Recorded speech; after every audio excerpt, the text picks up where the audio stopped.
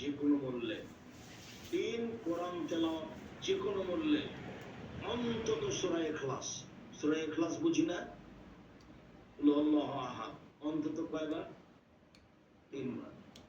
4, আড্ডা পিটা হারাম। আড্ডা পিটা কিভাবে? দোকানে বসে আড্ডা পিটা গল্প করা।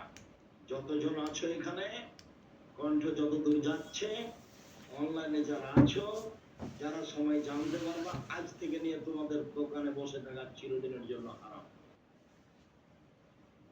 মনে করবা এই কাজই হারাম, এটা নোংরামি, এটা ইতর শ্রেণীর মানুষের কাজ, এটা 3rd মানুষের কাজ। দোকানে আসতে হবে কিভাবে, যেতে হবে কিভাবে বলে দিয়েছি।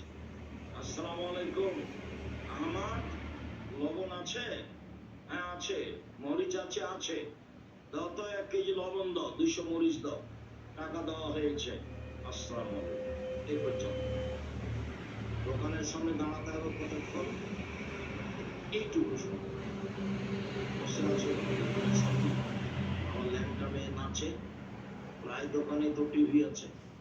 দোকানদার মনে করেছে যে টিভি থাকলে সবাই এসে বসে আড্ডা পিটবে, কিছু বিক্রি হবে। তো যেদিন থেকে টিভি তুলেছে দোকানে, সেদিন থেকে সেই উপার্জন হারাম। ওই উপার্জন দিয়ে চাউল কিনে ভাত খেয়ে ইবাদত কবুল হবে না। যেদিন থেকে টিভি তুলেছে দোকানে, মানুষ দেখবে, সেদিন থেকে যা উপার্জন হয়েছে সবই হারাম। ওই টাকা দিয়ে চাউল কিনে ভাত খেয়ে ইবাদত কবুল হবে না। শ্বশুরের কাছে টাকা নিয়ে ওই টাকা দিয়ে চাউল কিনে ভাত খেয়ে ইবাদত কবুল হবে না, যার নাম যৌতুক।